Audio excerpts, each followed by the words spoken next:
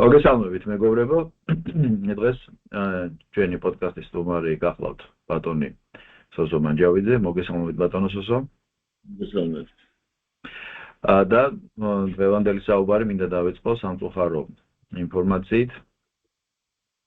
ლევან გაჩეჩილაძის გარდაცვალებასთან დაკავშირებით. ლევანი იყო ნამდვილი ქართველი მკაცი, მამულიშვილი, საქართველოს შეყვარებული და მე ვთვლი რომ მან მიხეილ სააკაშვილს მაშინ მოუგო, უბრალოდ ეს არ მიიღო კოლექტიურმა დასავლეთმა და შემდეგ რაც მივიღეთ საქართველოს, უკვე ყველამ ვიცით, რომ აღარ განვავრცოთ ახლა კიდე დეტალები. და მე და სოსო საუბრობდით, მე მახსოვს ის ეთერი, როცა უსუფაშვილმა მას ესე მიმართა და მიულოცა ბატონო პრეზიდენტო, მე მგონი გრიგოლიასთან იყო ток-შოუ და შედიოდა ლევანი გამარჯვებული სტატუსი და 24 საათში ყველაფერი შეიცვალა და დავრჩით ცვლილებების გარეშე და პრობლემებთან პირისპირ. აი ეს არის სამწუხაროდ კოლექტიური დასავლეთის რეალური სახე, რომელიც 2008 წელს ჩვენ ამას კიდე ბოლომდე ვერ ხედავდით, მაგრამ იმედია ეხლა დავინახოთ. ბატონო სოსო, მე ის პრობლემები ის თავარი პრობლემა და მაგას მოყვა წევა პრობლემებისა და სხვათა შორის აქვე ვიტყვით, ბაშე რახან ლევასაუბროთ. თქვენ ყველა ერთ ფრონტზე იყავით ეროვნულ პლატფორმაზე და მახსოვს ომი რო დაიწყო ლევანმა განცხადებაც გააკეთა რომ ჩვენო პოლიტიკურ ბატალიებსო ვწყვეტო ან ოპოზიციონერობას ვწყვეტ ხელისუფლებასთან და ძალიან გაგვიკვირდა და რამდენად მაღალზნეობრივი განცხადება იყო ანუ რახან უკვე საერთო მტერი ყავს და ქვეყანა აგრესიის ქვეშ არის ოპონირებას ვწყვეტო გარკვეული პერიოდი ხო და ეს განცხადებაც კარგად მახსოვს მეც და ჩვენთან ამოაზრეს მოკლედ. ამიტომ ღირსებით ახსოვს კაცი იყო და ძალიან გულდასაწყვეტია რომ ესე ადრეულ ასაკში 61 წლის ასაკში დაგვტოვა და უსამძიმრო პირველ რიგში მის ოჯახს და მის სამეგობროს და ასე შემდეგ. ბატონო სოსო, ეხლა ჩაიარა, ესე იგი ალიასკა შეხვედრა იყო 95% შეთანხმებული ხელშეკრულებები გაიხილეს. ის 4 წუთიანი საავტომობილო ტრიპი, როცა გვერდზე მოისვა ტრავმა, შემდეგ იყო საკმაოდ ესეთი შრომატევადი საუბარი, როგორც ჩანს, იმიტომ რომ 3 საათამდე როცა გაგრძელდება საუბარი ორ პერსონას შორის და მანამდე კიდე ორკვირიანი მომზადება, ეს იმას ნიშნავს, რომ თემები გავლილი იყო. და შემდეგ დასმეთი პრესკონფერენცია. ამას შლეიფად მოყვა უკვე ტრამპის შეხვედრა ზელენსკისთან და ევროპელებთან. ზელენსკი განსხვავებული იერსახით მივიღეთ და ევროპელებიც მეტნაკლებად თითქოს რაღაცაზე დაიყოლია ტრამპთან. სხვანაირად როგორ იქნებოდა, მაგრამ ეხლა მთავარი მომენტი ჩვენ გველის 3 სექტემბერს, როცა პუტინი ჩავა ჩინეთში და აი ფაქტობრივად ამ შეხვედრების პირველად შედეგს გაუზიარებს სიძინპინს და დიდი ალბათობით ალბათ შეუთანხმებს. შეუთანხმებს იმიტომ რომ ამ შემოდგომაზე გადაწყდება პირველი ნაბიჯები თანამედროვე მსოფლიო პოლიტიკის გადაფორმატირების და ზუსტად ამ თემაზე ვისთან თუ არა ბატონ სოსოსთან მსურდა საუბარი და აი ბატონი სოსოც გზანდება და ბატონ სოსო რა სიტყვით აი ამ ფორმულირებაზე მე რაც ახლა ჩამოვაყალიბე, რამდენად ეს მართალია და თუ მართალია, როგორ შეიძლება რომ განვითარდეს. კიდევ ერთხელ მოგესალმებით. რა თქმა უნდა, პუტინის 4-დღიანი ვიზიტი ჩინეთში ძალიან მნიშვნელოვანია. ეხლა ჩვენ ვღებულობთ, ასე ვთქვათ, 3 ცენტრი, ძალოვანი ცენტრია მსოფლიოში. მოგეხსენებათ ახლა შეერთებული შტატები და ჩინეთი, ასე ვთქვათ, აი ესე რუსები რო იყვნენ ნაზდრივ ნესტოებით, ეს მათი ეკონომიკები, მათი ტექნოლოგიური საშუალებები ერთმანეთთან, ასე ვთქვათ, თანაბარ ბოლაში არიან უკვე, ორივე მხარეს აქვს უპირატესობები. ხოლო რუსეთი ერთგვარ ასეთ სასწორის როლს ასრულებს, რომლის მხარესაც გადაიხრება რუსეთი, უპირატესობაც, ასე ვთქვათ, მის მხარეს არის მეტნაკლები რატომ? იმიტომ რომ რუსეთი მოგეხსენებათ, მიუხედავად მისი ეკონომიკის ახლა გაცილებით დიდი სიმცირისა, ჩინეთის ეკონომიკასა და შეერთებულ შტატების ეკონომიკასთან მიმართებაში ინარჩუნებს გარკვეულ იმპერიულ ინსტრუმენტებს, იგულისხმება ჯარი, იგულისხმება, რა თქმა უნდა, სადაზვერვო ინსტრუმენტები და იგულისხმება ატომური ტრიადა. და ეს ტექნოლოგიები, რომელიც მას შემორჩა საბჭოთა კავშირიდან და განავითარა, ხო? ჯარი, რომელიც არის ერთ-ერთი ყველაზე ბრძოლის უნარიანი, რასაც გაწვრთნილი ესე ვთქვა. ანუ ეს არის ეგრეთ წოდებული სამხედრო ნაცია. აი სამხედრო ნაციის ცნება რა არის, რომ არის შეიძლება ეკონომიკური მაჩვენებლები ჰქონდეს ძალიან სერიოზული, მაგრამ არ ყავდეს დაუშვათ მეომრები. ხო?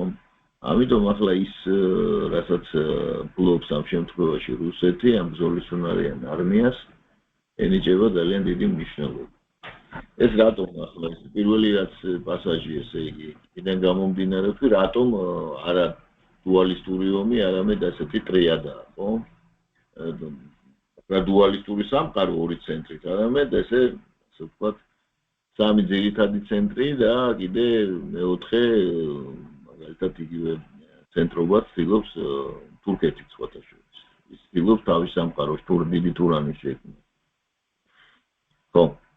ეხლა რა იქნება ძირითადი საკითხები.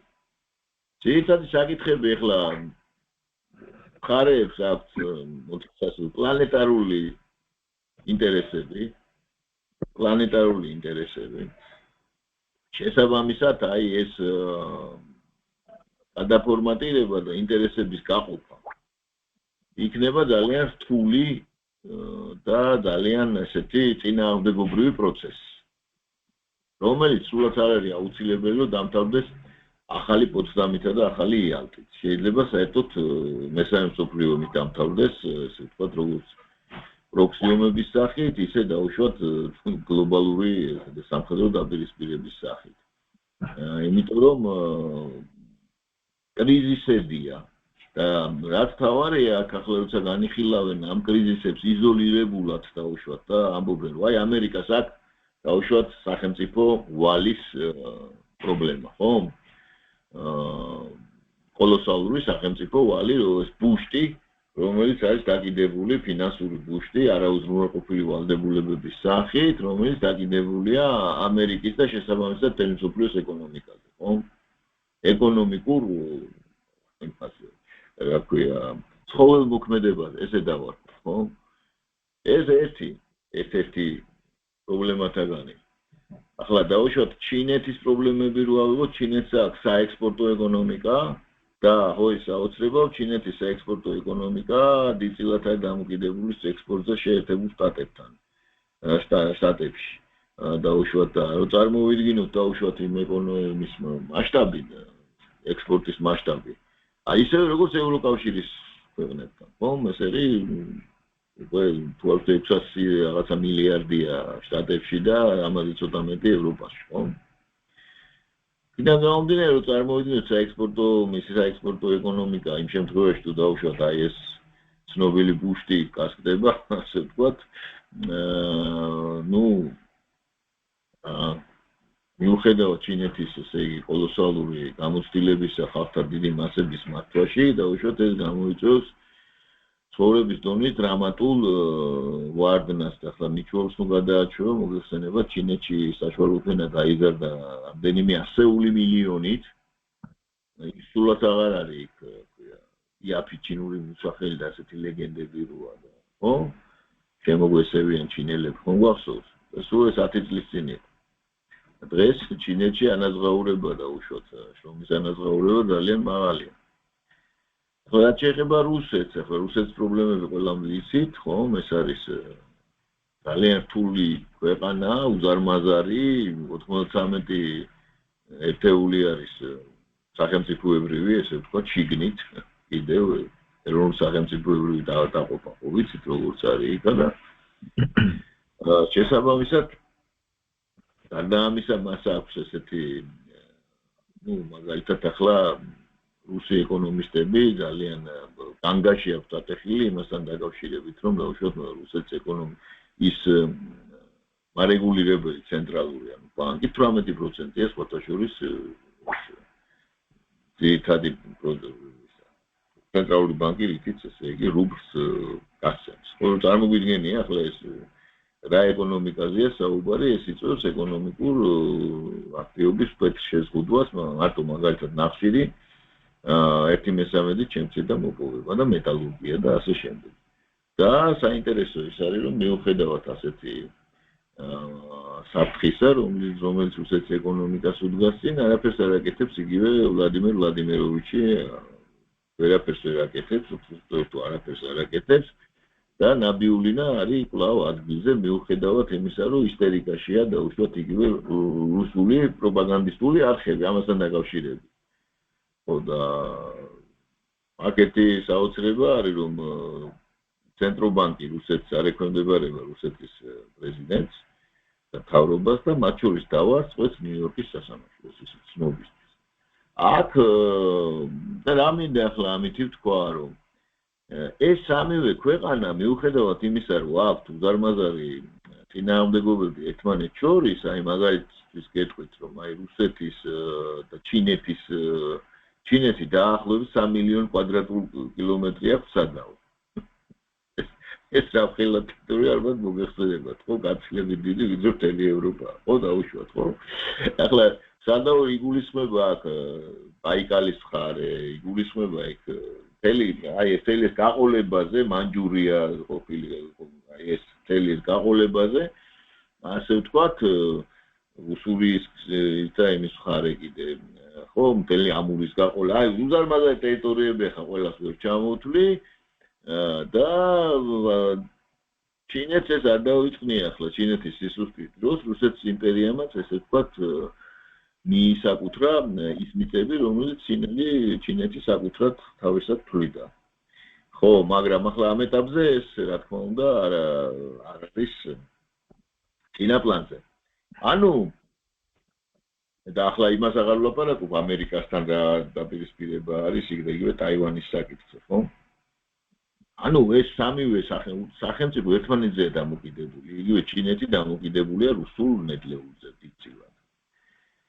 ამავე დროს აი ეს სიამის ტყუპებით არიან გადაბული ერთმანეთზე გლობალური, მაგრამ ამავე დროს ერთმანეთთან გადაულახავი წინააღმდეგობებიც აქვს და ცდილობენ ახლა დაუშვათ დაალაგონ ისეთივე ამ სამეულში ისე დაალაგდეს რომ დაუშვათ ერთ-ერთმა გაიმარჯვოს. როგორც თავის დროზე კისინჯერმა დაალაგა საბჭოთა კავშირის წინააღმდეგ ჩინეთის გაძლიერება და გვახსოვს ეს ამის შედეგად რაც მივიღეთ ერთი სულ კი მათ შორის ამის შედეგად საბჭოთა კავშირი დაიშალა და ჩინეთი გაძლიერდა იმგვარად რომ ახლა საბჭოთა კავშირის ესე იგი დამცრობილი სამართალმემკვიდრე რუსეთის თავის მხარეზე გადაბირებას ცდილობს შეერთებული შტატები.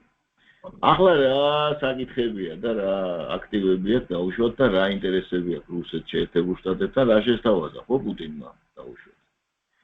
პუტინმა იქ რა თქმა უნდა მე არ ვარ, მაგრამ სამწუხაროდ, მაგრამ ნუ იმ ლოგიკით რაც არის, ინტერესები გარკვეულწილად შეუძლია უბრალო მოკტავებსაც დაუშვათ და დიაწყაროებიდან რაც არის თუ გავარჯიშებულია თვალი და ესე იგი აზროვნება გამოიცნონ და მე გამოდის ინფორმაციაც, ხო? ზოგი ინსაიდერული, ზოგს კიდე ესე ვთქვათ. ამოუშვებენ ხოლმე და ასე შემდეგ და ამგვარები. ნუ ახლა რაც ვიცით, პირველი მეცხალი იყო სახალინ 1-ის გიგანტური გაზის განავთობის მარაგის კონსორციუმში, საიდანაც გამოვიდა ExxonMobil, პუტინმა ესე იგი გააკეთა წინადადება რომ ის დაბრუნდეს. ამავე დროს ესე იგი საუბარი იყო ადამალულა ეს არქტიკაზე. ახლა რა არის არქტიკა? ყველაზე ახლოა დაუშვათ ის შეიძლება დავაკვირდეთ აი გლობუსს რომ დავხედოთ ზემოდან. ხო შეერთებული შტატები და რუსეთი, რომელიც ფლობს აი იგივე ლომონოსოვის თაგრეხლის და ასე შემდეგ. აი იქით რაც არის. სამწუხაროდ რუკა არ აქვს თორე დიდი სიამოვნებით ვაჩვენებდი ამას.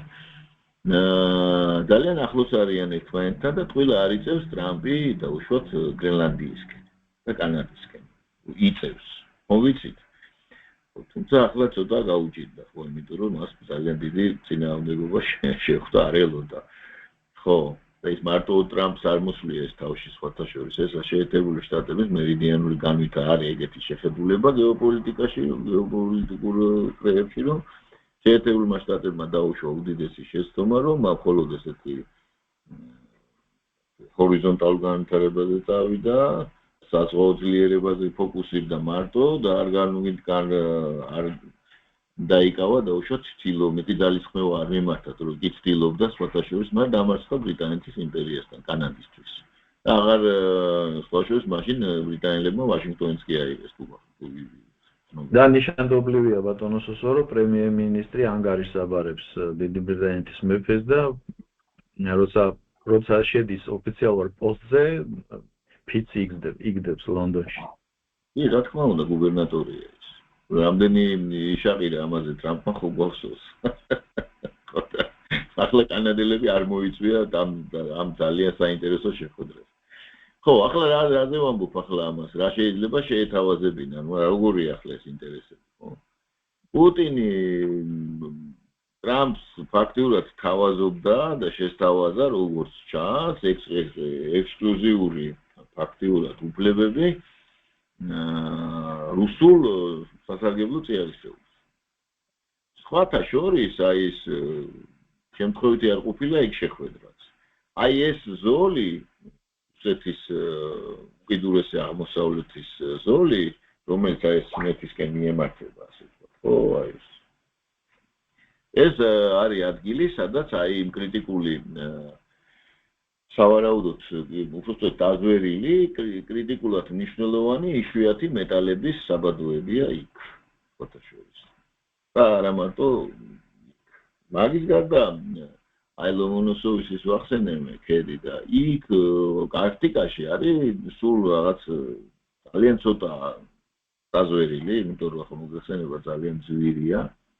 ეს დაზვერვა, მაგრამ ნუ როგორც ავიენები ამბობენ, ასე ვთქვათ, არქტიკის ნუ სასარგებლო წიაღისეული არის სრულიად ესე იგი წარმოუდგენელი და ხელუხლებელი, რაც თავარია, კოლოსალური და ამავე დროს ამას აქვს ეკონომიკურად ის დამუშავება შესაძლებელი და გამართლებულია. და ის რომ დაუშვათ რუსეთს ყავს მსოფლიოში ყველაზე დიდი ყინულჭრელების ფლოტი, ეს კიდევ ერთი არგუმენტია და შეერთებულ შტატებს ხადია აქვს ფული, აქვს ტექნოლოგიები იმისთვის რომ ისევე როგორც ეს იშვიათი მეტალები და ისე არქტიკული სიმდიდრეები აითვისოს. როგორც ამბობენ, ეს იმდენად მომხიბლავი წინადადება იყო ტრამპისთვის, რომ მან კითხა პუტინს, რომ ესე იგი თქვენ ამას ყველაფერს აკონტროლებთ თუ არიან კონკურენტები და ნუ პუტინის პასუხი იყო, კი არ ამბობენ თვითონ თქვენ სხვათა შორის, პუტინის პასუხი იყო ყველაფერს ვაკონტროლებთ. ყველაფერს ვინც იყო იქიდან თავისნებით წავიდნენ ამ ეგრეთ წოდებული SVO-ს, ესე იგი დაწყების შემდეგ, ანუ ომის დაწყების შემდეგ უკრაინას. აი ეს ამის გარდა რუსეთს კიდე ძალიან ბევრი აქტივი აქვს, ასე ვთქვათ, გეოპოლიტიკური, რითიც ესე იგი მას შეეძლო ევაჭრა ტრამპთან. ეხლა დაუშვათ ჩინეთთან მიმართებაში, ხო? ახლა ხო და რა არის ახლა დაუშვათ ხიბლი, ესე რა ქვია, ამ შემთხვევაში რუსეთისთვის თუ დაალაგდა ურთიერთობა შეერთებულ შტატებთან და მოიხსნა სანქციები. ახლა რუსეთს რა თქმა უნდა ახლა აქვს უდიდესი დისკომფორტი ან რუსულ ელიტას უფრო სწორედ რომ ახლა უწევთ მათ გაყიდვა ამ იმეების, რა ქვია, ავტოპროდუქტების და საერთოდ თავისი რესურსების, სანქციების ქვეშ, ესე იგი, სხვადასხვა მაკინაციებით, ხო?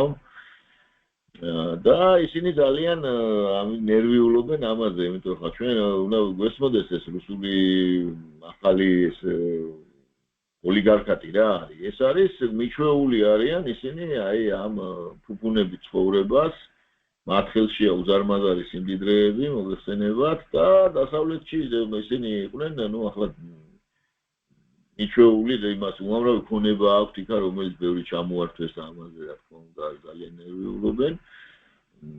გახსოვთ ხო ზიახტების ჩამორთმევის და იმ პროცესის დაჩების და ასე შემდეგ.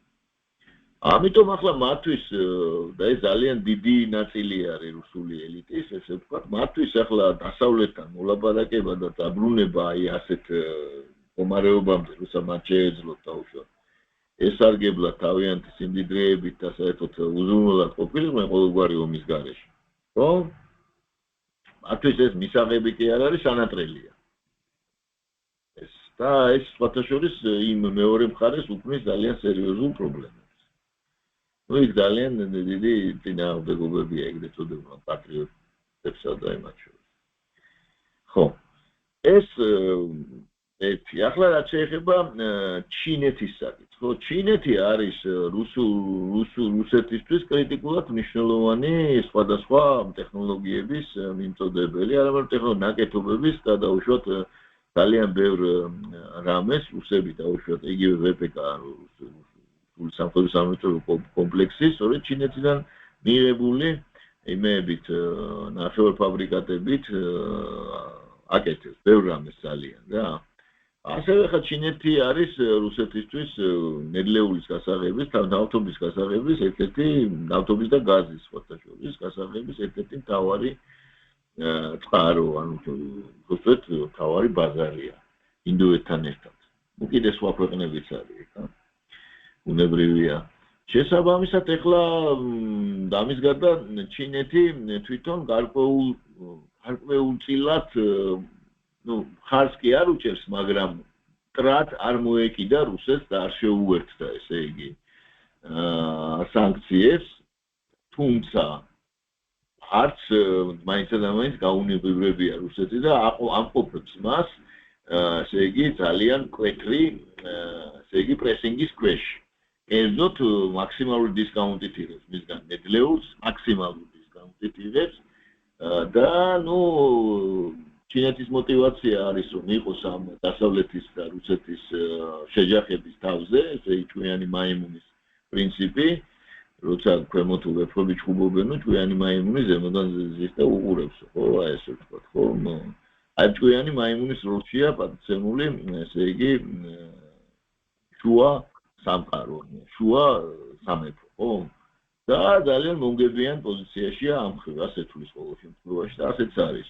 ჩინეთში ამას ყურადღებით ადევნებენ თვალს და მათი мотивация რა არის რომ რუსეთის დამარცხება ჩვენ არ დაუშვებთო.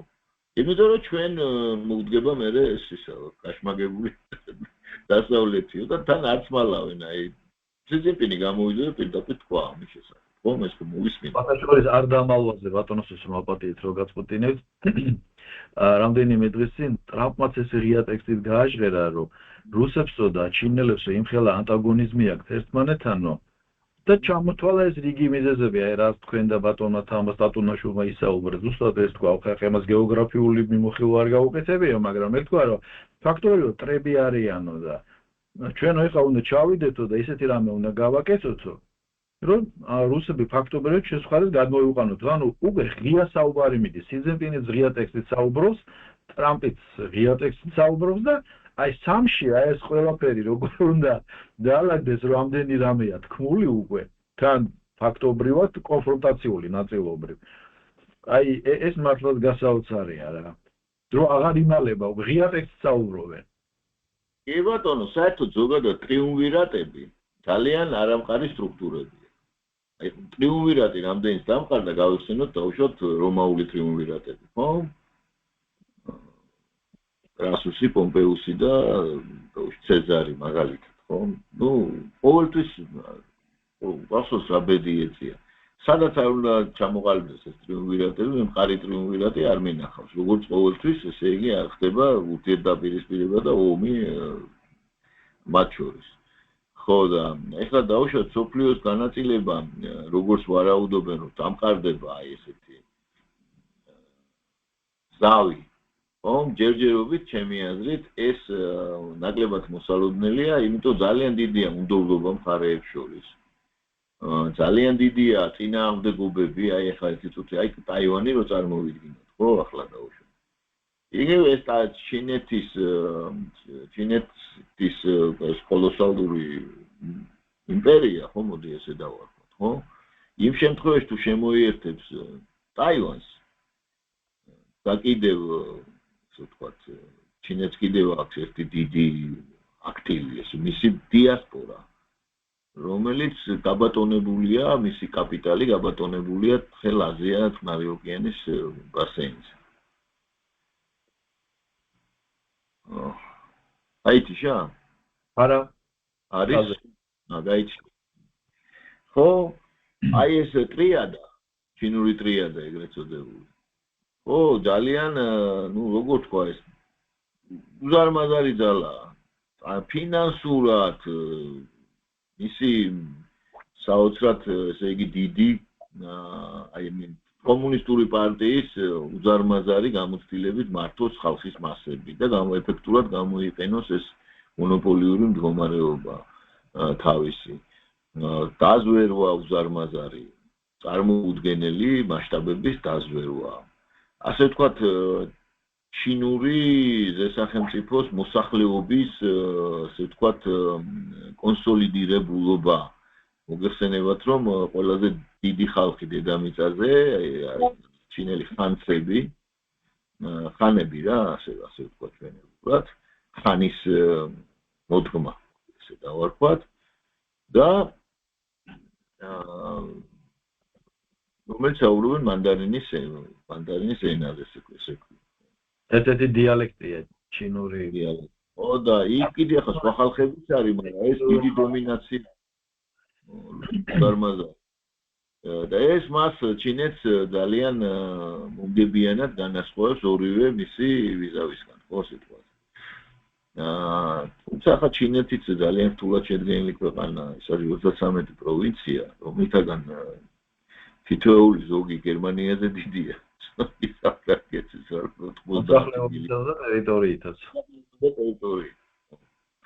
ხო. და იქ თავისი ელიტებია სხვათა შორის და იქ 300 კიდე იმათ იყოფა ნაწილად. თავის კიდე ძალიან საინტერესო მოწყობა აქვს ჩინეთს სხვათა შორის სახელმწიფო მოწყობა.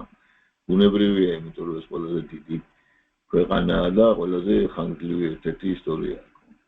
ხო, ახლა რაზე ანუ ჩემი რეზიუმე რა შეიძლება იყოს? პუტინის ჩასვლა ჩინეთში და 4 დღიანი ვიზიტი, 4 დღე იყო სხვათა შორის სი ძინპინის. ხო, დაკავშირებული იქნება იმასთან, რომ პუტინი მაქსიმალურად შეესწება უკეთეს პირობებზე წამოიყვანოს ჩინეთი. მეტად, ანუ ის ივაჭრებს. ანუ ივაჭრებს იმისთვის, რომ ჩინეთს ეს ორჭოფული პოზიცია არ კონდეს თუ უნდა რუსეთთან მოკავშირეობა. აი ეს მოკლედ რომ ვთქვა, მარტივენაზე რომ ვთქვა, ხო? იმიტომ რომ ხა ჩინეთი ამავე დროს უკრაინასაც აწვის იმ მასალებს. და უკრაინასაც ეხმარება. ჩინეთს არ უღიარებია ანუ ჩინეთის ეს პოზიცია არ არის, ასე ვთქვათ, ერთმნიშვნელოვანი. შესაბამისად, ვაწყირიმი არა აქვს ნაღიარები 2014 წლის ისტორია და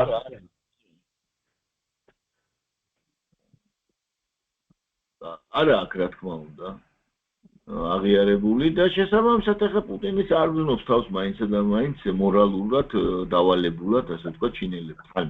ხო, ასე ვთქვათ. ამავე დროს ახლა როდესაც საუბარია იქ მუხარაზე და ასე შემდეგ და ამგვარები, ერთი რამე უნდა ვიცოდეთ, რომ რუსეთს აქვს, ასე ვთქვათ, უნივერსალური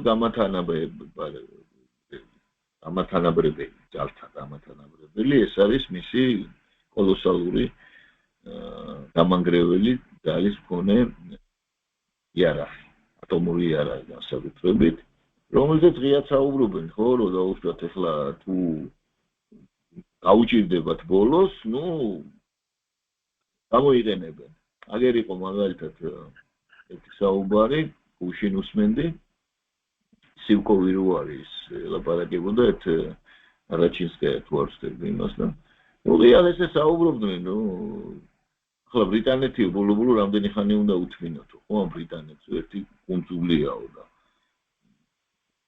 გავაკეთოთ უნდა დემონსტრაციაო, სხვა გამოსავალი არ არისო. იქიდან გამომდინარეო, რომ დაუშვათ იქ ბრიტანელები ინტერაქტებს და იმ საბრძოლო დივერსიულ ოპერაციებს რუსეთის ტერიტორიაზე უკრაინელების ძირითადად გეგმავენ და იმაშობიან ახორციელებაში ეხმარებიან, ცხადია ბრიტანელები.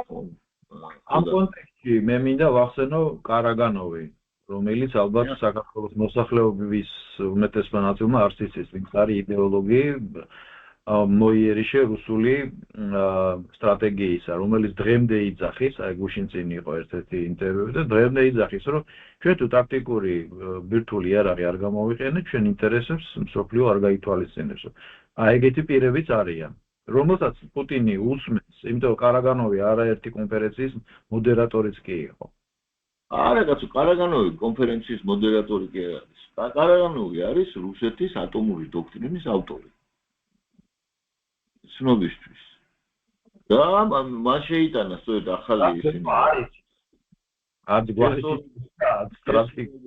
მან შეიტანა სწორედ ახალი დოქტრინაში შესწორებები.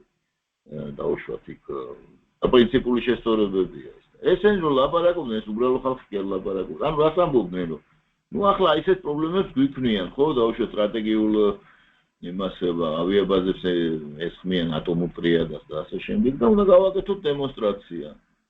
და დაუშვათ იგივე რომ შეელობენ ახლა რომ აი მაგალითად რამდენი დიდი ქალაქია გერმანიაში. ასე შეელობენ 14 ესე დათვალეს ახლა თვითონ ესე ამბობენ. 14 იმისთვის რომ გამოვიყვანოთ წყობრიდან ეს 14 ქალაქი საჭიროა 3-4 ბირთვული ქობინი თითოეულზე და ეს 3-4 ბირთვული ქობინი თითოეულზე არის 1/13 ერთი წყალქვეშა ნავის ატომური რაკეტების. 1/13 მაქსიმუმ 1/4. წარმოგიდგენია ესეთი ანუ ის ხო იყოფა ის ქობინები და ასე შემდეგ. კოლოსალური ძალა წყალქვეშა ნავზე რამდენი ყავს? ყველაზე დიდი ფლოტი ყავს მე მგონი წყალქვეშა ნავის რუსეთს. ნუ რუსეთს ყავს აქვს 5800 რაღაცა 5900-მდე ბირთვული ქობინი. თუ წარმოვიდგინოთ. წყალქვეშა ნავებს გულისხმობ. მე მგონი მაგის ფლოტიც ყველაზე დიდი ყავთ. ხო, რა თქმა უნდა, ყველაზე ძლიერი ფლოტი, ყველაზე დამანგრეველი ეს. ახლა ეს პარეის ტიპის ის რო გააკეთეს, ის ხო საერთოდ ამოსწია. ხო, ანუ ეს გამათანაბრებელი ახლა ზოგიერთს გონია რომ ეს რაღაცა მეორე ხარისხოვანია, ჩვენთან ისეთ რაღაცებსაც ამბობდნენ რომ არის რის და ასე შემდეგ, ვარწმუნებ მან რომ ეს ყველა მოლაპარაკების დროს არის უნიშნელოვანესი ფაქტორი. იმიტომ რომ ყველაფერი ეს ხდება ამის გათვალისწინება და აქედან გამომდინარე ცოტა რთულია და რო თქვა ტრამპმა რომ ძალიან დიდი სამხედრო მანქანა და არ უნდა დაგეწყოთ ომი ეს ტრამპს ეს შემთხვევით არ უთქვია იმიტომ რომ იქ მიდის ხო ახლა იქ ესე კი არ მიდის რევერანსებით საუბარი იქ მიდის ამას ეს მოყვება იმას ეს მოყვება და ასე შემდეგ როდესაც ჩვენთან აქ ამ წინდაწყელებულებმა გადაწყვიტეს რაღაც კი არ გადაწყვიტეს ნუ დაიწყეს რაღაც გამოსვლები და ნუ ეს გამოსვლები აშკარად იყო მიმართული იქითკენ რომ ნუ აპროტესტებდნენ რომ რატო უკავია საქართველოს ხელისუფლებას დაუშვათ ეს პასიური პოზიცია და პირიქით ჩვენ უნდა რაღაც გავაკეთოთ ხო ნუ ახლა მეორე საკითხია რა ინსტრუმენტებით უნდა გავაკეთებინა ნუ რაღაც უნდა გავაკეთებინა რაც გამოიწვევდა დაუშვათ რუსეთის ძალების დაფანტვას ასე ვთქვათ უკრაინიდან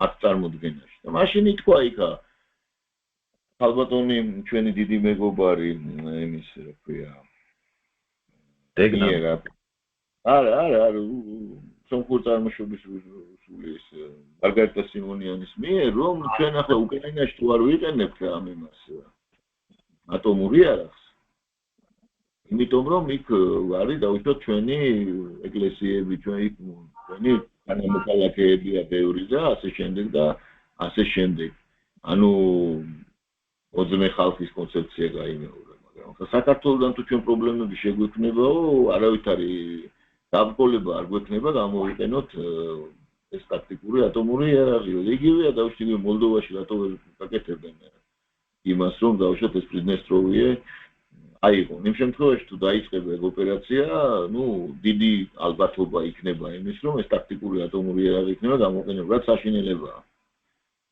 კატასტროფა ოდა ეს თან თამაშია და ეს კიდე ის რო არის მეორე მსოფლიო ომის მერე მსოფლიოში უდიდესი შეიარაღებული ბაზა რო არის ტყვია წამალის. თუ ის იმანას თუ დეტონაცია მიიღო ჩემტერს იქ იმისთან ამბავი მოხდა. კალბასნაი, მაგას ვიყავ ესე კალბასნაი რა, იმ კალბასნაიაში არის ეს ისე რა ქვია. საინტერესო სახელია. რატო და კალბასნაი ხა? ეს ახლა ესეთი ვითარება არის, ანუ ამ ხალხს ვერ წარმოუდგენია ბევრს, რომ ეს რეალობა. პრობლემა რაშია, რომ რეალობა რო არის ვერ წარმოუდგენიათ, იმიტომ რომ არ არიან გაზრდილი და არ აქვს გამოცდილება მიღებული რა არის ომი. და ასევე ვერ წარმოუდგენიათ სიტყვაზე, რომ მოვლენები შეიძლება განვითარდეს ამ მიმართულებით. იგივე ტრამპთან ძველი ინტერვიუ რო არის სხვათა შორის, რაც ნამდვილად იმსახურებს ამ შემთხვევაში, ის ნამდვილი ტრამპი ხო ესე თამაშობს სულ მუდმივად, თავს ისულელებს ხშირად, ხან სხვას ასულებს შაყიო. მოკლედ ის არის რა, და როცა უნდა, რასაც უნდა იმას იტყვის და სეზონურ ტრამპი დავარქევ, მას და მე ყოველდღიურად იცვლის. მან თქვა რომ მეო ყველაზე დიდი კოშმარი ხშირად მიფიქრიაო, რომ იქნებაო ატომური იარაღის გამოყენება. ჯერ ახალგაზრდა რო იყო მაშინ. და კიდე ვერაფრით ვერ ვეგუები იმ ხალხის სისულელესო, ტრამპის სიტყვებს ვამბობ. რომელსაც გონიათ რომ ეს შეიძლება არ მოხდეს. რომ ეს შეუძლებელია უბრალოდ რა. შესაძლებელია და ეს არის ყველაზე დიდი საფრთხე. ახლა ფაქტიურად ხომ ჩვენ ვართ ძალიან ახლოს ამ საფრთხესთან. იმიტომ რომ მართლაც დეგრადირებული პოლიტიკური ელიტები აბსოლუტურად უზნეო, აბსოლუტურად გაუნათლებელი მართავენ სოფლიოს რისი დემონსტრაციაც იყო შეხვედრა ვაშინგტონში. ეს იყო, რაღაც პანოპტიკუმ, რაღაცა საოცრება იყო მართლა თვალებს მე ვერაფერ ვერ უჯერებდი. და ეს ყურებს მართალი უკითხრათ. იმდენად შემაძრწუნებელი იყო ჩემთვის, რომ გერმანიის სათავეში არის ეს კაცი ეს ნერცი რაღაც საოცარ თავისი რაცნაირი ესეთი კარიკატურული ქცევებით. ის მელონი თქვენ ასენეთ ხო მელონიზე ის არაადეკვატური ის რო აქვს. გამოხედვა ხო? აშკარად ახლა იგრძნობა კოკაინის გავლენა ხო? ის რა ქვია და ეს სტუბს რო ხომრა სად არის სტუბი რო ეჯდა. არის და აკრაუნ ამებას მაკრონს რო სუაშაყირებს რომ შენი ულამაზესი ცოლი და რაღაცა ბრაბეცი ჩემ ულამაზესი ცოლს ახლა მაკრონს რატო შვება მაგას ახლა რომ მოგეხსენებათ მაკრონმა ათხოვინა ტრამპს კენდის ოუენსისთვის რაც პარადოქსია ხო ალბათ წაიგითხავდით მაგას მან რომ უბრალოდ ამერიკაში მით უმეტეს ახლა აქ არ შემოდის ხოლმე ეს ინფორმაცია კენდის ოუენს ესე იგი შეწყვიტა ერთბაშად გამოძიება. რო შეწყვიტა გამოძიება, ახლა გაამართლა ეს იმით, ძალიან ცუდი რეაქცია გამოიწვია და თქვა, რომ მე ისეთი ზნეობრივი დილემის წინაშე დავდექი, ახლოთ ეს თქვა, რომ უნდა შევწყვიტო გამოძიება. მერე ადგა და განაახლა. სადაც ამტკიცებს, რომ ბრიჯიტ მაკრონი კაცია. ხო და მერე გამოვიდა და თქვა, თუ ალბათ ხარ საქმის კუთხე, ვინც არ არის იმისთვის ლაპარაკობ. გამოვიდა და თქვა, რომ შეწყდაო ისთვისაც უარი ვთქვიო, ის ამოიწურაო უკვე ისაო, დაპირება რაღაც გავეციო და მოყვა ამერიკა დონალდ ტრამპო. დონალდ ტრამპა და ამერიკა პირდაპირ თესვის ახლიდანო და ახლა გაოგდა ახლა ამერიკის პრეზიდენტია ხაზზე, ხო? ხო და მკითხაო რატომ უნდა შეწყვიტო მაგ გამოძიება მთხოვაო. მე ვთქვათ დიდი პატივისცემის მიუხედავად აბერაო. და რატო უნდა შევწყვიტო? იმიტომ უნდა შევწყვიტო, რომ აგერ არ ყავს გვერდზე საფრანგეთის პრეზიდენტი მაკრონიო. და ის მე მეხმარებაო, მპირდება, რომ დამეხმარება უკრაინის ომში, ომის მასიო, რა ქვია. შეწყვეტაშიო და თუ ამას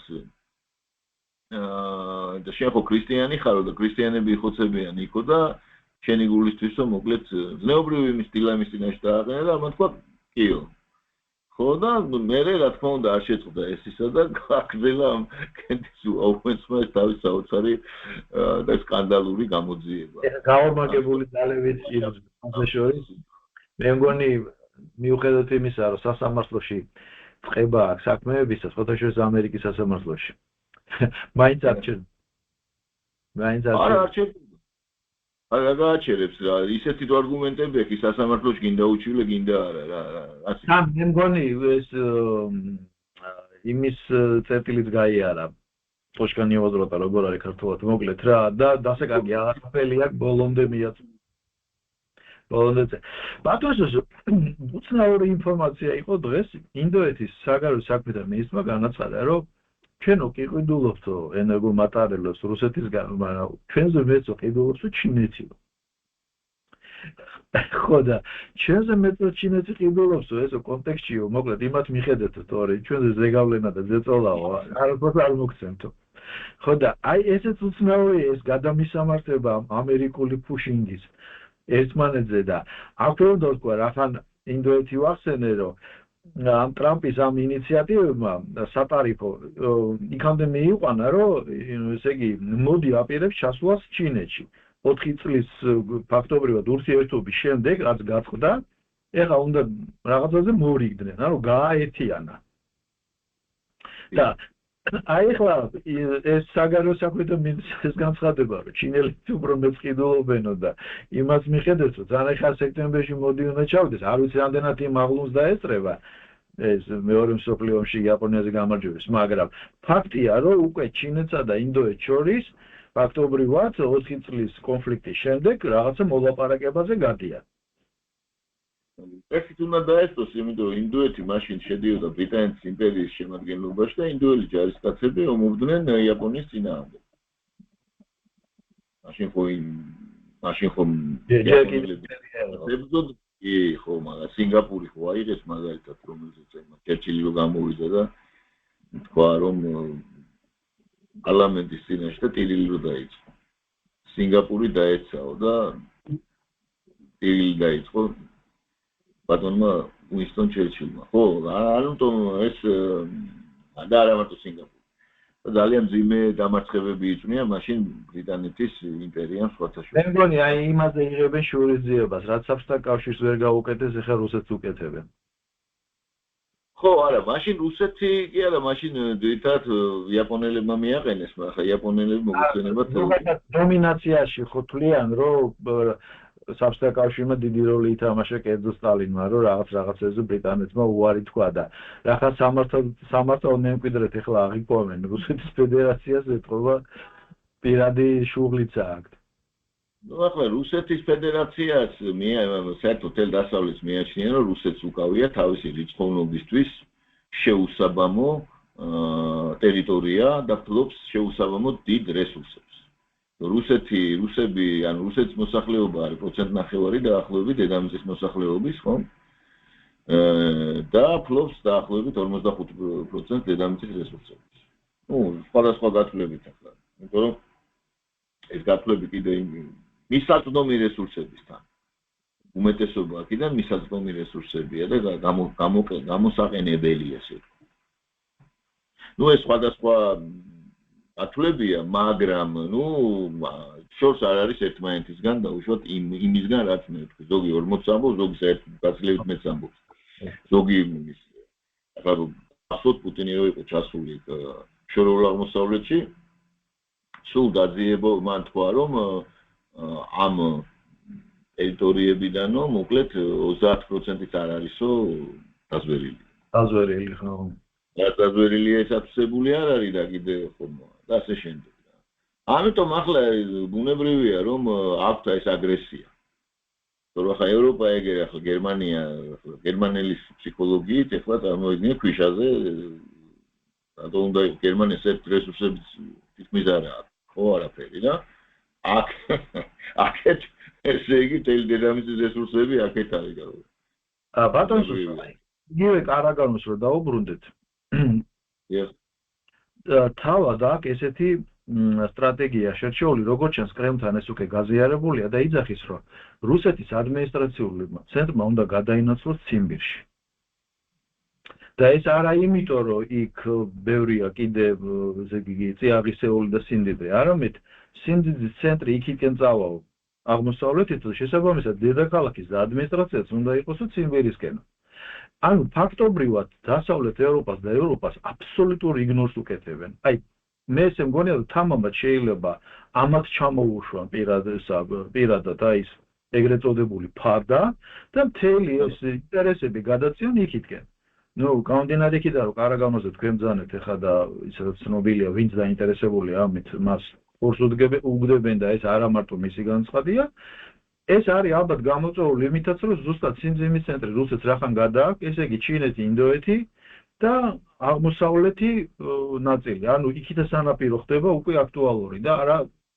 დასავლეთ ევროპა და აი ამ კონტექსტში თუ მოხდა ჰიპოთეტიურად ვამბობ ინდოეთის ჩინეთისა და რუსეთის ისეთი სტრატეგიული ინტერესების გადაკვეთა ამერიკელები ხო არ აღმოჩნდებიან ნავს მიღმა რამდენად შესაძლებელია საერთოდ მაგრამ მაინც ჰიპოთეტიურად ყველაფერი შესაძლებელია საერთოდ ეს არის სტრატეგიული გაურკვევლობა ესე იგი ურუსი უამრავი ისაკო წინასწარმეტყველი ხო საერთოდ უმახსენდება ეს რომ წინასწარმეტყველებზე საუბარი სახარებაში ხო უამრავი წინასწარმეტყველია და ზოგიერთ იმას იძახის ეხლა დაუშვათ რომ ეს გამწინდება ასე ვთქვათ რუსეთი ზოგი იძახის დაინგრევა ზოგი იძახის შეერთებული შტატები დაიშლება ზოგი იძახის ახლა იქ აფეთქდება იელოუსტოუნი ამ და ამ რიცხვთან ზოგი უცხოპლანეტელების ჩამოსვლაზე საუბრობს ზოგი იმაზე რა ქვია იცის ძვრების სერიაზე და ოკეანე რომ უნდა გაიყოს შტატები და ასე შემდეგ და აფრიკა იყოფა ნუ უამრავი ესეთი მოდი ყურადღების მიქცევის მიზნით ეგ უამრავი წინასწარმეტყველია დედამიწაზე რომლებმაც იციან ვითომ მომავალი არავინ არ იცის შესაბამისად ჩვენ შეგვიძლია მხოლოდ ესეთი ჩვენ ხელთ არსებული და ჩვენი გონებისთვის მისაწვდომი მონაცემების ანალიზის საფუძველზე გარკვეული შესაძლო მომავლის ივარაუდოთ და ვიცინებთ დავაპროგნოზოთ. აქედან გამომდინარე იმის საუბარი რომ ახლა დაუშვათ ჩინეთთან ალიანსი რუსეთის შედგება დაუშვათ შეერთებული შტატების წინააღმდეგ ეგ დამოკიდებულია ძალიან უამრავ ფაქტორზე მათ შორის ახლა შეერთებულ შტატებში მიმდინარე პოლიტიკურ ბრძოლაზე. ახლა ვისთან იყო ეს პოლიტიკური ბრძოლა? ვისთან იყო, ვინ იყო იქ? იქ იყო ფაქტობრივად წინ ეჯდა ტრამპს ბაიდენი. კოლექტიური ბლინკენი, ბაიდენი, დემოკრატიული პარტიის ადმინისტრაცია რა, ასე ვთქვათ, ოღონ სახეშეს იმ იდეოლოგიის ხალხი და მათ არ დაუყოვნებიათ მომენტალურად როგორც კი წავიდნენ იქიდან, თავის პოზიცია არ შეუცვლიათ იმ ომის შესახებ და არაფერი, აბსოლუტურად პირიქით. ყველა ხო არ უწოდა იმას, რა ქვია, ტრამპმა ვანდერ ბაიდენი თუ რაღაც სურსულა ფონდერლაიენს. ნაცვალ სახელით მოიხსენია რაღაც. რაღაცა ვანდერ ბაიდენი თუ რაღაც უცნაური რაღაცა. ხო და ესე იგი მე რას ვამბობ რომ ტრამპისთვის ტრამპი იმ შემთხვევაში იყო მტრულ გარემოცვაში. და თან ესე იგი აქებდა თან აშაყირებდა ასე სლენგიური ხმარით თან შუაგული ლაპარაკის დროს უთხრა რომ ეხლა პუტინს უნდა ველაპარაკო თქვენ გადით გარეთო წარმოიდგინეთ ახლა აი დავიდა ეს ან იქ რო იჯდნენ დაუშვათ აი რაღაცა დაჟილი მოსავლეებივით ეს იყო სრული თან არც ერთ მათგანს არ მოსვლია თავში რომ რაღაც აი მაგალითად ჟესტი გაეკეთებინა აი ჟესტი რაღაცა ისეთი რომ აი ნოპირსების ეს მორჩილად ესე იგი ელაფუცებოდნენ ну როგორ თქვა ასე გათავხედებულ ყველაზე კარგად შეესაბამებოდა ეგ შეხვედრა მარკ რუტეს წინა შეხვედრის ფრაზებს, რომ დედი არისო რა, პაპაჩკა. აი მართლა ჩავიდნენ მამიკოსთან და ესე იჯდნენ უსმენდნენ. ხო, რა თქმა უნდა, ისინი იჯდნენ და უსმენდნენ, მაგრამ ახლა მათი ვირეშმაკობა საყოველთაოდ ცნობილია. როგორც კი ჩამოვიდნენ, მაკრონის განცხადებები ვნახოთ, მერცის განცხადებები ვნახოთ. ხო, ფაქტიურად ისინი დაუბრუნდნენ იგივე ზუსტად საუბარს, რაც ჰქონდათ მანამდე. და რაც ვილაპარაკეთ, გონი აქ ვილაპარაკეთ ჩვენ, რომ რა თქმა უნდა, ეს იქნება გარკვეული შეთანხმებები, მაგრამ ყველაფერი გაკეთდება იმისთვის, განსაკუთრებით ბრიტანელების მიერ, რომ ეს შეთანხმებები ჩაიშალოს. და მეორეს მხრივ, არც თვითონ რუსები შეეცდებიან ამას, არ შეუშლიან ამას ხელს, იმიტომ რომ ხა პუტინს საერთოდ არანაირად არ აწყობს და არ უნდა ესე იგი მასთან ზელენსკისთან შეხვედრა. ეს იქნება მისთვის დაუნგრეიდი, მისთვის მისი რენომეს დაცემა რუსეთში ძალიან კრიტიკულ ზონაზე. არა მარტო რუსეთში. ანუ მან იმდენი იძახა ეს არალეგიტიმური პრეზიდენტი უძახა და ხა მასთან ერთად რომ დაჯდეს ან რამეს ხელი მოაწეროს. ან რამეს ხელი მოაწეროს, ეს იქნება მისთვის, ну სასიკვდილო ფაქტიურად დარტყმა. ამიტომ ის მაქსიმალურად შეეცდება ამის გადადებას. შეიძლება ეს მოლაპარაკებულია ტრამპთან. არ არის მოლაპარაკებული, ეს არ ვიცით. ისევე როგორც დაუშვათ განლაგება, ასე ვთქვათ, ესეთი ნატოს გარდაქმნილი ვარიანტის ასე ვთქვათ, არა მაბზე უკეთესი რომ იყოს, ანუ რომ შევიდნენ იქ, უშუალოდ შეიარაღებული ძალები ევროპის, ხო? და რომელსაც თან არ მალავენ, რომ ჩვენ ახლა შევაიარაღებთ ყველაფერს, მოვაწესრიგებთ, მოვაგვევთ, ეხლა არა გვაქვს ჯერ რომ მაგის თავიო. აი ცოტა ხარ შევალთ ეხლა მე გიჩვენებთ სეის. ამას ლაპარაკობენ და ღიად. მაგალითად 70,000 ერთეული ჯარისკაცი მოიძიეს ბრიტანელებმა წარმოიდგინეთ. 70,000 კაცი თვის განმავლობაში ერთ ფრონტზე ომობს იმაში უკრაინაზე. კი ბატონო. ეს ბრიტანიაში საერთოდ ომი არ უნდათ. გაგონება არ უნდა, ჯარში წასვლა კი არა. საერთოდ გაგონება არ უნდათ, იმიტომ რომ ესეთი კონფორმისტული საზოგადოება შეიქმნა დატვირთული სხვადასხვა ღირებულებებით, სადაც საერთოდ სამშობლოს აღქმა არ აქვს. კი ბატონო. ბატონსო და ტრადიციულად ჩინეთს შევეხეთ, ინდოეთს, ამერიკას და რომ დავასრულოთ ეს თემა, სანამ საქართველოზე დაგისვავთ ერთ შეკითხვას, მნიშვნელოვან შეკითხვას ჩემი აზრით. მონროს დოქტრინის მიხედვით შესაძლოა რომ ტრამპმა მართლა რიგი წარუმატებლობის შეგნებულ თუ შეუგნებლად მთელი სიმძიმის ცენტრი გადაიტანოს ჩრდილო-სამხრეთ ამერიკაზე და ასე ვთქვათ მოიზომოს თავის გავლენის ტერიტორია. რამდენად თანამედროვე სამყაროში ეს შესაძლებელია?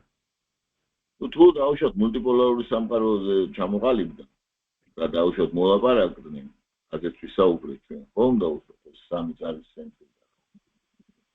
მაგ შემთხვევაში შეიძლება სწორედ ამ მიმართულებით წავიდეს და მიაღწიოს, ასე ვთქვათ, გეოპოლიტიკურ პარამეტრებს, რომელიც საჭიროა ძალის დიდი ცენტრის არსებობისთვის, ასე ვთქვათ, და პოლუსის არსებობისთვის. ეს შეიძლება, რა თქმა უნდა.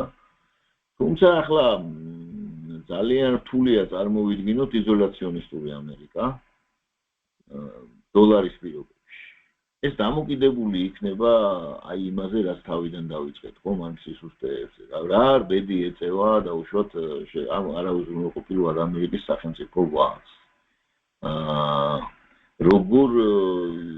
როგორი გადაწყვეტილება იქნება მიღებული, იმიტომ რომ ხა ამერიკას ყავს ძალიან სერიოზული, ძალიან ძლიერი, ძალიან მაღალი ინტელექტუალური ელიტა, რომელიც აცნობიერებს ამ საფრთხეებს, ხო? რა თქმა უნდა, აცნობიერებს საფრთხეებს და რა თქმა უნდა, მიმდინარეობს გამალებული მუშაობა, როგორ გამოვიდნენ ამ მძიმე ინერციიდან. ხო, მაგრამ ჩვენ ისე არ გვეგონა, ჩვენ ვიცით რო არიან ზოგიერთები, რომ აი იცი რა, ახლა ამერიკაში მოვა. იქ ხალხი უჭმიანესი ხალხია დაცო, უამრავი, ხო? და ბუნებრივია ისინი ამაზე მუშაობენ, მაგრამ რამდენად წარმატებული იქნება ეს ამ ვითარებაში და რამდენად შეძლებს ეს ელიტა დაუშვათ მართოს ეს პროცესი ძნელი წარმოსადგენია, ხო, რაც უნდა კვალიფიციური პილოტი იყოს, თუ დაუშვათ თვითონავს რაღაც ესეთი დაზიანება აქვს მიყენებული, რომ ის აეროდინამიკას ესე იგი ну ვეღარ დაფრინავ ჩამოვარდება ხო ასე რომ თქვა უხეში შედარება რო თქვა ხო შესაბამისად ეხლა შტატები 1000 ვარიანტებს განიხილავს კიდე ერთხელ ვამბობ შტატებს აქვს თულა ხო არ არის სოფლის პირველი სახელმწიფო შტატებს აქვს უზარმაზარი პოტენციალი უზარმაზარი ძალიან სერიოზული ელიტა რა ვიცი კიდე რა ტექნოლოგიები რომელშიც მოწინავეა და ისინი შეეცდებიან ამ სიტუაციიდან გამოვიდნენ თუმცა დაართულია იმიტომ რომ მე უსმენ ახლა ამერიკელ ასე ვთქვათ ამყვან ანალიტიკოსებს დაუშვათ იგივე დალიოს უსმინე მაგალითად ამას ენა და ძალიან სერიოზული რამეები თქვა მან ისინი მაგრამ მაგლის სერიოზულეს მეებზე არიან გასული, მაგრამ იგივე ხელოვნური ინტელექტის ინტეგრაცია ეკონომიკაში და საერთოდ ყველა შეიარაღებაში და ასე შემდეგ. ჩინეთთან აქვს სერიოზული, ასე ვთქვათ, რბოლა. ხო, იგივე გადაწყვეტილება შეიძლება დაუშვათ ევროპასთან მიმართებაში ჩვენ უნდა განვიხილოთ, რომ ამ მათ შიდა პრობლემებიდან არის გამომდინარე. გარდა ამისა, ამერიკაში ძალიან გამწვავებულია ეს აი ირებულებითი დაპირისპირება დაუშვათ. ამერიკა არ არის ერთგვაროვანი შტატები, სხვადასხვა შტატებში ძალიან ძიმე პროცესები მიმდინარეობს, ხო? ამ ლიბერალიზმმა საერთოდ ძალიან უდიდესი დარტყმა მიაყენა დაუშვათ გრადობა შეერთებული შტატების და დაუშვათ არც კონსერვატორები ამ შემთხვევაში აგლებენ ხშირად. ნებიც ნიუ-იორკის შტატზე ყველა ადამიანს უნდა უდოდეს რომ ამერიკელებმა ამაში წარმატებას მიაღწიონ. იმიტომ რომ ახლა რთული წარმოსადგენია დაუშვათ შედეგები, რომელსაც გამოიწვევს ამერიკის ფინანსური სისტემის არამართვადი უმართავი ჩამოშლა. ეს არანაკლები ეფექტი ექნება, ვიდრე დაუშვათ ატომური იარაღის გამოყენებას. ეს პასუხისმგებლიან პოლიტიკოსებსაც ესმით, რა თქმა უნდა, მაგრამ ამავე დროს უნდა შეთხდეს ამ ფინანსური მონოპოლიის გამოყენება სრულიად წარმოუდგენელი ზეწოლისათვის და უხეში ძალოვანი მოქმედებებისათვის, რასაც ადგილი ჰქონდა. აი ეს დილემა რა. ნამდვილად. და ამერიკანიზმი არ უნდა გადავარდეთ არც ანტიამერიკანიზმში და არც ესეთ ამერიკანო ფილიაში უნდა გქონდეს ეს ვთქვათ საღი მიდგომები.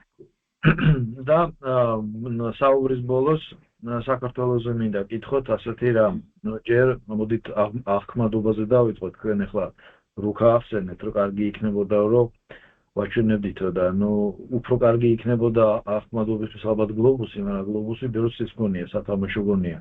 მე რასაც უყურებ საქართველოში ხო და კიდე ეს არის ტრაგედია, რომ ესე იგი ალიასკის შეხვედრის შემდეგ 4-5 საათში ხა მედიაში ვიყავი შესული მაქსიმალურად და ყველაფერს უსმენდი და იმდენად არაადეკვატური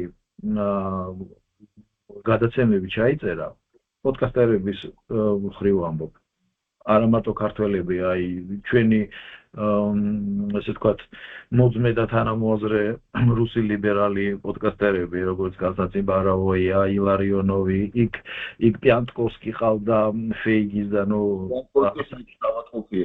ხო და მე საერთოდ ფეიგინის მიყვარს, იმიტომ რომ 10-15 წლის წინ გეიდა ჯემალთან ესეთი საინტერესო ინტერვიუები ჰქონდა, რომ მაგის გადაცემათაც იქ უყურებდი და ესეთი თერიცვალება როგორ დაემართა არ ვიცი რა, სულ სხვაგან არის ნახმადობა აქვს დაკარგული და პარალელურად ამასთან ერთად ჩვენი თანამემამულეები და იცით ყველგან რა ისმოდა, რომ საერთოდ რატო ხდებაო რუსეთის პრეზიდენტს და რატო ესაუბრება? და აი ამ კითხვის გარშემო ავითარებდნენ საუბარს. და ეხლა წარმოიდგინე ეს როგორი პრობლემაა. ჩვენ პატარა საქართველოზე საუბრობ და ახმადობა როგორ არის არეულიდან. სოფლიოში მიმოფანტული pseudo-ანალიტიკოსები და pseudo-პოლიტიკოსები, რომელსაც მართლა წარსული ჰქონდათ, სერიოზული. აი წონადი პიროვნებები იყვნენ. ეხლა რა დონემდე არიან დასული და ეხლა მაგ რაც ხდება, ნუ უკვე აღარც მიქვეს რა, როცა ეგეთი ხალხი აი ამ ჭკუაზეა.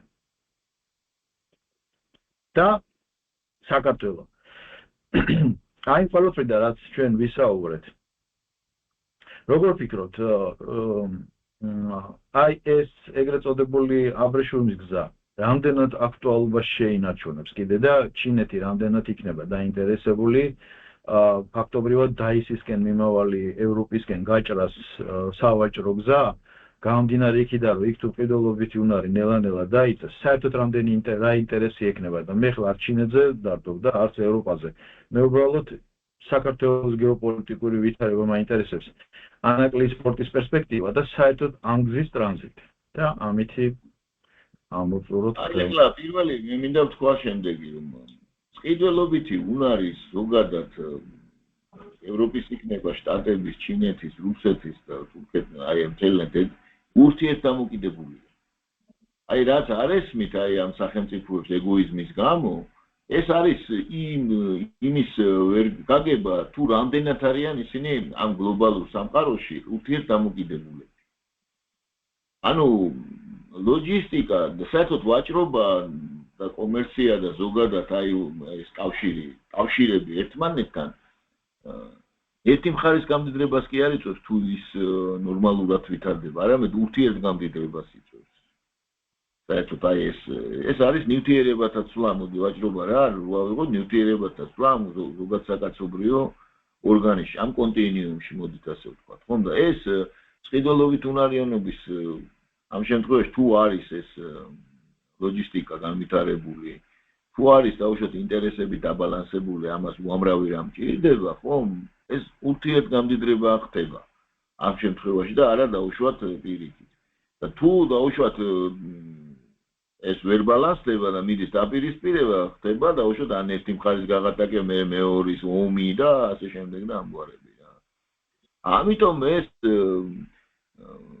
ლოჯისტიკური გზების თემა მუდმივად იყო და იქნება ზოგადად ეს ყოველთვის იყო მთელი ისტორია რო ავიღოთ ხომ ძალიან ბევრი ისტორიული მოვლენა სწორედ ამასთან არის დაკავშირებული სახელმწიფოების გამდიდრება და უშუალოდ აღმოჩენა ჯარის გაძლიერება იმპერიის შექმნა და მე უეცრად მისი და უშუალოდ ერთი შეხედვით გაუგებარი მიზეზებით ჩაფუშვა და განადგურება ხო ხშირ შემთხვევაში ეს სწორედ ამეებზეა დამოკიდებული ამ სავაჭრო გზებზე რესურსებზე და ასე შემდეგ ხო და აქედან გამომდინარე ეს აუცილებლად გაგრძელდება სხვა ალტერნატივა არ აქვს ახლა რაც შეეხება ჩვენ იმას კორიდორს რომ ჩვენ ამ შემთხვევაში ვართ ერთის მხრივ დასავლეთი აღმოსავლეთი და სამხრეთი ჩრდილოეთის ასე ვთქვათ პოტენციური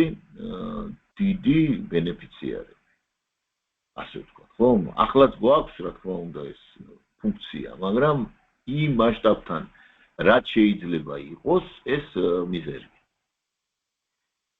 ის საუბარი რომ დაუშვათ ჩინეთი აუცილებლად გააკეთებს ამ გზას ნუ მე არ მიმაჩნია რომ ეს მაინც დაუშვათ იყოს 100%-იანად გარანტირებული რატომ იმიტომ რომ ის შუა კორიდორი რუსეთზე გამავალი გზა ჩინეთიდან 4-ჯერ უფრო იაფი უჯდება დაუშვათ ჩინეს ევროპისკენ ვიდრე დაუშვათ ის გზა რომლითაც უნდა წარმოვიდეს კერძოდ ახლა იგულისხმება იქ ერთი არ არის ყირგიზეთის და იმის მონაკვეთზე ერთი გზა გასაკეთებელია ძალიან საკითხია მე დაუშვათ იქიდან სხვადასხვა ისინია აკვია უამრავი პრობლემებია ძალიან ძვირია გადათვირთვა ჯერ მატარებელზე ჯერ ჩინეთის ტერიტორია უნდა გამოიაროს მოგცემა ფინდიან უიგურების თუ არის იგივე სამხრეთ თურქესტანი ხო ის საკმაოდ განუვითარებელი ის არის რეგიონი, ჩინეთის მთელი სამრეწველო და დემოგრაფიული პოტენციალი არის სამხრეთ აღმოსავლეთში, ხო? შესაძლოა მე იქ არის გობის უდაბნო და ასე შემდეგ. მერე ჩინეთი უნდა გადმოკვეთოს, მერე ის უნდა გააკეთოს ის გზები იქა, ხო? მერე უნდა წამოვიდეს გამოიეროს მთელი ყაზახეთი. ჩამოვიდეს, გადმოიტვირთოს იმაში, რა ქვია, ბაქოში, იმაში ყაზახეთის სპორტს რა ქვია, თორსტე, რა მნიშვნელობა, იქ უნდა გადაიტვირთოს. გემებზე, მერე წამოვიდეს, გადმოიტვირთოს ბაქოში, მერე ბაქოდან მოვიდეს საქართველოს პორტში, გადაიტვირთოს. მერე წავიდეს, გადაიტვირთოს, გესმის და ეს ძალიან ისეთია, რა ქვია, საკმაოდ სერიოზული ძვირებია აქ და მოუხერხებლობებია ესე. ჯერ უნდა გამართოს ის გზა და მერე პლუს ძვირი გამოდის. ხო, ჯერ უნდა გააკეთო. ამიტომ არის ახლა ჩინეთი უკრაინის პრობლემით ესე დაინტერესებული, რომ ეს მოგვარდეს, რომ არ დგეს კვლავ აი ის რუსეთზე გამავალი მარშრუტი ევროპისკენ. და არა მარტო თვითონ რუსეთზეც და ასე შემდეგ, ხო? ხო, ახლა რაც შეეხება იგივე დაუშვათ ჩრდილო-სამხრეთის მარშრუტს, თუმცა ეს მარშრუტი მე არ მithქვავს, რომ ეს აუცილებლად არ იქნება. სხვადასხვა ვარიანტებია, იქ მარტო ჩინეთიც არ არის და ანაკლიის პორტი ძალიან საინტერესო პროექტია. რაც შეეხება სამხრეთ, ინდოეთი, ირანი, რუსეთი, ხო? იქაც სხვათაშორის ძალიან სერიოზული პრობლემებია. და რა პრობლემებია, რომ ინდოეთის ალტერნატიული ისა აქვს, რა ქვია, მარშრუტი, ასევე, რომელიც ესე იგი მიდის არაბული ქვეყნების გავლით, მე ისრაელიდან ევროპაში. ნუ ახლა ეს უნდა დაწყებულიყო, მაგრამ უეცრად ხო ის აუცილებლად უნდა ჰამასი დაესხა თავს ისრაელს მოგეხსენებათ და რაღაც აუცილებელი ხდება იქ როგორც მოგეხსენებათ. და ნუ ეს გაჭედილია. ამავე დროს ინდოეთის და ეს ირანი გამოთქვამს შეშფოთებას იმის გამო, რომ ჩაბახარის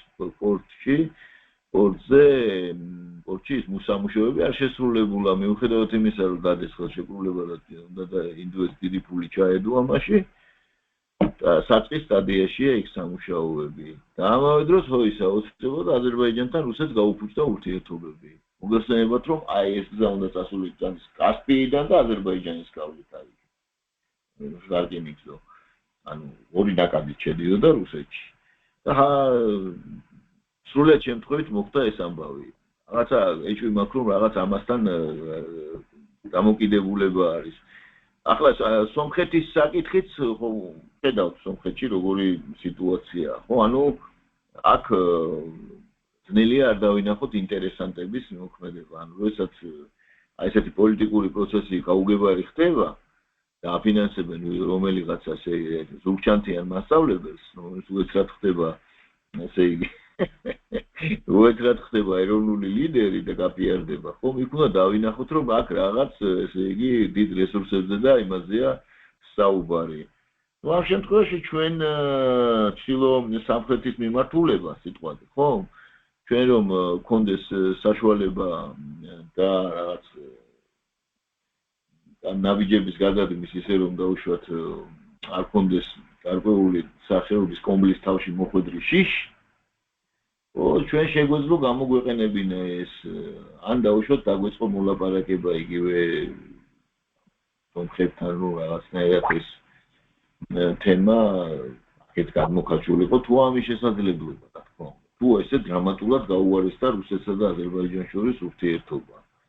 თუმცა ესეც არის უსაფრთხო ვარიანტი. ანუ ესა ის მხოლოდ მე კიდე არის კიდე ერთი ლოჯისტიკური გზა, მაგალითად იგივე ერაყი აშენებს ამ გზას, მოგეხსენებათ, რომელიც განვითარების რა ქვია, თურქეთზე უნდა გავიდეს, მთელი ერაყს კვეთს, ასე შუაზე რო წარმოიდგინოთ, გაარდა კვეთს იქით მიდის თურქეთისკენ.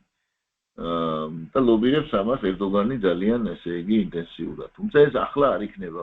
ანუ თვითონ ეს რო ავიღოთ ეს ქსელი, აი ამ ინტერესების ქსელი და ურთიერთწინააღმდეგობები და ეს დავაკვირდე ძალიან ბევრია იმ ადგილებზე რაღაც უცნაური დამთხოვებით. ბატონო ნიკოლოზ, იქ ფეთქდება ხოლმე, იქ უჩნდებათ ხოლმე რატომღაც ერთმანეთის გაძლიერებული სიძულვილი სხვადასხვა ეთნიკურ და რელიგიურ ჯგუფებს. რაც თავდაღირა აყენებს გაწერილ გეგმებს. დიახ, ზუსტად ასე არის. და ამიტომ სიფრთხილეც საჭიროა, როდესაც რაღაც მაგალითად ანაკლიის შესახებ ჩვენ წედით მე და თამაზი ნაშვილი რომ ანაკლიის სპორტმა შეიძლება ძალიან დიდი სიფრთხილეა საჭირო, რომ ანაკლიის სპორტი არ გახდეს დიდი აქტორების დაჯახების ადგილი, რაც საქართველოსთვის შეიძლება კატასტროფა გამოიწვიოს რამაც. ანუ ეს ყოველთვის გასათვალისწინებელია. ანუ ანაკლიის სპორტის ფუნქციონირება არ არის პანაცეა საქართველოს გადარჩენის და მით უმეტეს კეთილდღეობის, ასე მესმის, ხო? თუ არ იქნა დალაგებული, თუ უსაფრთხოება თუ არ იქნა უზრუნველყოფილი, ანუ თუ არ არის დიდი აქტორების ინტერესები გათვალისწინებული, ხო? ასეთი მასშტაბის პროექტმა შეიძლება გამოიწვიოს ამ აქტორის, ესე იგი, აგრესიული მოქმედებები. და ეს აგრესიული მოქმედებები გაცილებით უფრო დამანგრეველი შეიძლება იყოს, ვიდრე დაუშვათ ის შესაძლებელი მოგება, რომელსაც შეიძლება ელოდებოდე ამ დიდი ინფრასტრუქტურული პროექტის განხორციელების შედეგად. აი ეს არის რა, აი მაგალითად, უამრავი მაგალითი შემიძლია მოვიყვანო დაუშვათ ამ თვალსაზრისით, თუ რა გამოიწვიეს, რაც გეგმავდნენ და რა მიიღეს. ხო? ბატონო, წინას ჩვენ სირია მაგალითად. ბატონო? სირია. სირია მაგალითად. ხო, თამაზე უახლოესი ისტორია, აგე გუშინ მოხდა ეს. ისტორიულ წრეში გუშინ მოხდა. ბატონო, ჩვენ წინა პოდკასტში საუბრობდით, თქვენ კარგად ბრძანეთ გარკვეული ირონიით, რომ ჩვენო ისეთ გაურკვეველ მდგომარეობაში ვართ, თუ აღარც ევროპაში გველიან, რუსეთთან დაულაგებელი ვარ და ტრად მივაჩნი ვარ და გვეუბნება სამხრეთ აღმოსავლეთიდან პრობლემები, აგერ ისა რა ქვია, ერდოღანმა უცებ თათარი ახლა გამოგვიცხადა, რომ თურქი მესხები უნდა დააბრუნოთ, თქვენ სწორედ განმარტეთ, როგორ არის უფრო სწორედ თურქი მესხები კი არა, მესხეთელი თურქები, ხო? თურქები, ხო. თურქი მესხი აბსურდია საერთოდ. ხო, აბსურდია. ხო, იმერელი გერმანელები, თუ გერმანელი იმერელი. ხო და აი ამ ყველაფრის მერე ამასთანავ მეც ჩემს სამეგობრო წრეში როცა ვიკრიბებით, ესე ვიხმარე, რომ რა კარგია, რომ ამაზე სოფლიო ორბიტაზე არ ვართ მეთქი რა, იმიტომ რომ იქნება გადალაგდეს ყველაფერი და როცა დალაგდება, მერე დარწმის ქვეშ მოყვეთ მეთქი და მართლაც ასეა, თუ უკვე საქართველოს უნდა გადადგას კმედითი უნარები, არ ვიცი რა მიმართულებით, თორე ამ ორბიტაზე ან ძალით შეგვიყვანენ, ან ბოლოს დაგვიანდება და ადგილი აღარ იქნება. ეხლა ეს რამეს ვიტყვი, რომ ეს ნაბიჯები დათლად ჩანს, რომ გიგმენ. დათლად ჩანს, რომ დაუშვათ შეერთებული შტატები აღარ არის აგრესიულად განწყობილი საქართველოს ხელისუფლების მიმართ, ეს დათლად ჩანს. ეს არ არის დაუშვათ აშკარა სალაპარაკო. როგორც ჩანს ხელისუფლების მხრიდან. მუშაობენ. ეს აშკარა ჩანს ამის ინდიკატორები ნათელია. ის რომ დაუშვათ ბრიტანელები არჩევდებიან და არაჩერებდნენ თავიანთ ამ ლათიებს, ხომ? ეს ცალკე საკითხი. უფრო დიდ პრობლემას მიმაჩნია მე ამ ჩვენი მოქალაქეების დაბნელებული გონება, რომლებსაც აი პირდაპირ ჩაუნერგეს, რომ ახლა უნდა ცეცხლი და უნდა გადატრიალება მოაწყონ და როცა ეკითხები, რომ ახლა გადატრიალებას რომ მოაწყობ, მე რაშვები, მე რაღაცა იქნება. აი ესეთი პასუხია. ახალგაზრდა იყო მოსული და აიო ახლაო ჩვენ ემიგრაციაში უნდა წასვლა გავერთიანდეთო უნდა ემიგრაციაში ყველა ერთად უნდა ჩამოაგდოთ თავრობაო და კი ბატონო მეთქი მაგრამ აი თავრობას რო ჩამოაგდებ მე ვინ მოყავს მეთქი და აი მაგაშია საქმეო რომ არავინ არ არის უარესები არიან ისინიო და აბა რატო აგდებ მეთქი მაშინ რო აგდებ მე უარესები მოყავს მეთქი ხო და ასე გაჩერდა და არაფერი ანუ და ამათ ინდოქტრინაცია ქვია ამას ინდოქტრინირებული არიან გრევაზე სამწუხაროდ და ნუ ახლა დავინახეთ ჩვენ ამ სიძულვილით სიძულვილი ისეთი რამეა, რომელსაც პოლიტიკური ის არა აქვს, რა ქვია, მიზეზები. სიძულვილი არის ადამიანის შინაგანი კომპლექსების დაუკმაყოფილებლობის, შინაგანი პრობლემების ესე ვთქვათ შედეგი და მერე ამის გამართლებას კოლექტიურად ცდილობენ პოლიტიკური საკითხებით. ყველა არ უთქვამს იმას, რა გვარი იყოს ინგლისელი მოღვაწე მე-18 საუკუნისა, რომ ისა რა ქვია, პატრიოტიზმი, ჩვენს პატრიოტიზმით ამართლებენ. ის შემთხვევაში ასე ვთქვათ, პატრიოტიზმი არის ნადირობათა უკანასკნელი თავშესაფარი. აი ამ მექანიზმებს ზოგს ის აქვს, რა ქვია, ასაკობრივი პრობლემები აქვს, ზოგს ქმარი ძულს, ზოგს ის აქვს, რა ქვია, საერთოდ ცხოვრება თუდი ხასიათი აქვს მოდის, ზოგს რაღაც ხო, აიგრეა. სამწუხაროდ მე ის მეგვის ბატონოსო, რომ ვინც 30-35 წლის მოქალაქეა, ქართველი თუ არა ქართველი მაგას მნიშვნელობა არ აქვს, საქართველოს მოქალაქე, ის გასაგებია, რომ არის ნაყოფი იმისა, ნოდართან მქონდა ჩვენ ინტერვიუ და ნოდარმა კარგად თქვა, ეს უბრალოდ პროდუქტია იმ 20 წლიანი საგანმანათლებლო სისტემის, ეს გასაგებია და სერიოზული ტრაგედია, მაგრამ ჩვენი თაობის ხალხი რომ ამაზრზეა, აი ეს არის ყველაზე უცნაური. ნუ თუ ყველა გაყიდულია, ანუ ყველა მოსყიდულია. არა, დიდი ბევრია რა თქმა უნდა, მაგრამ უმეტესობა არის ამ სადაზვერვო პროპაგანდის სხვები. სადაზვერვო პროპაგანდა როგორ მუშაობს ადამიანს, ეს თავისუფლის ინსტიტუტშია დამუშავებული ეს ტექნოლოგიები, ისწავლება სხვათა შორის ეს ნარატივების ომის სახელმძღვანელოები არსებობს. ამერიკაში შემიძლია რა ქვია, ანდა დაგუგლეთ ძირფასო მეგობრებო, მე არ ვიგონებ, კითხეთ ხელოვნურ ინტელექტს, ან დაგუგლეთ და ნახავ ნარატივების ომი. გინდა ინგლისურად, გინდა სხვა ენაზე. იმიტომ რომ ყველა ბრძანთ. ხოდა ეს ნარატივები რა არის? არის ნარატივები, რომლებიც აი მაგალითად რომ ჩაუნერგავ ეს თანაც ეს ჩვეულებრივი ზომბირება, ტექნოლოგია, ჰიპნოზია რა ჩვეულებრივი, ტექნოლოგია, ჰიპნოზი ახლა ის დაგეგმა ესე შეუძლია დაგვინც არის. ადამიანებს გონიათ რომ თვითონ აქ გამოიმუშავებენ ამას და სინამდვილეს ჩანერგილი აქვს ხანგრძლივი გამეორებისა და მათ გზნობებზე თამაშის შედეგად დაუშვათ, ხო? სენტიმენტებზე თამაშის შედეგად. და ასეთი ადამიანები ექვემდებარებიან ასეთ სადაზვერვო პროპაგანდას და ჩაუნერგავ ასეთას და აი თვითონვე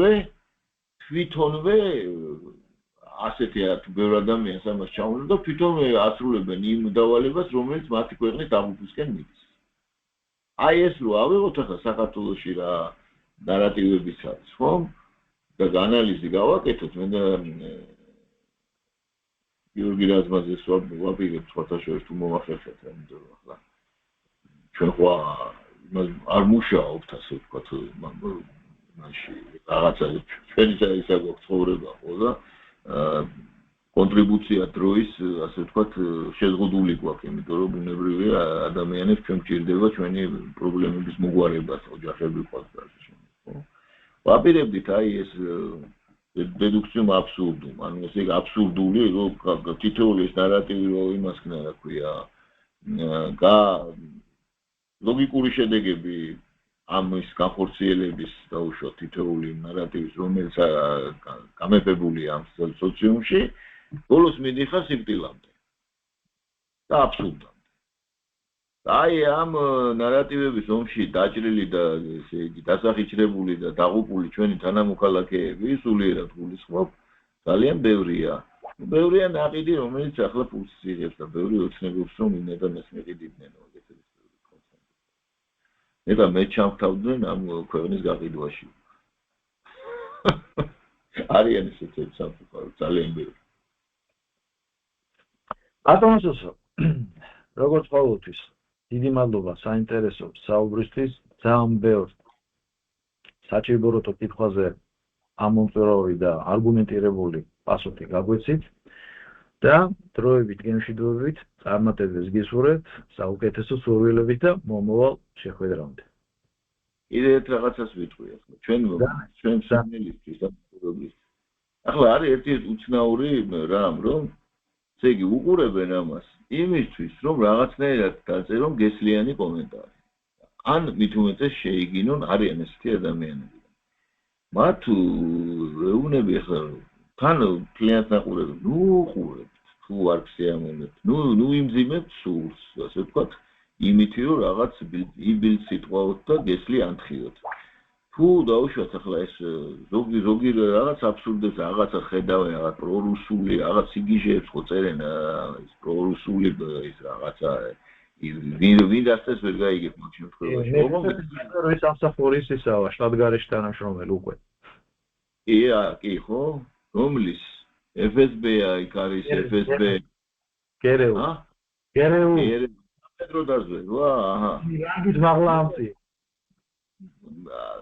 ეს ვერი არიციან ესე იგი. არიციან. აი ეს რუსობანია თუ რუსოფრენია ეს არის რაღაცა უბედურება რომელიც მართლა დაასნებოვნეს ამით ხალხია. სამწუხაროდ. ხოდა ამიტომ უწოდებ ნუ უყურებთ, ნუ იმძიმებთ სულს. თუ გინდა დაიმძიმეთ, მაგრამ ბატონი ნიკოლოზი წაგშლით და ამაოდ დაშვებით. და მაშინ მეც ესე თქვათ პოსტსკრიპტუმ ამას ვიტყვი რომ თუ ვინმეს გსურთ რომ 15-20 წუთის გმირები გამოჩნდეთ თქვენი ბილწიტყვაობით მაგას მე ახლა სამწუხაროდ ვერ ვაკონტროლებ, მაგრამ ყოველ 15 წუთში მე შევდივარ და მსგავს კომენტარებს ვშლი. ხოლო ეხა კრიტიკას და ქილიკი, ნუ რა ვიცი, ეხა დაცინცი არ მოვუკლოს და გააგრძელეთ, მაგრამ ბილწიტყვაობას, გინებას და არაადეკვატურობას მაქსიმალურად კორექტულად და მაქსიმალურად ესეთი სწრაფი რეაგირებით გავაკეთეთ. თუ გინდათ რა იყოს, ის გმირები იყოთ, ნუ რა ვქნა ეხა. კარგი, აბა კარგად იყავით, ყველას უსურვებ სიკეთეს და ბედნიერად.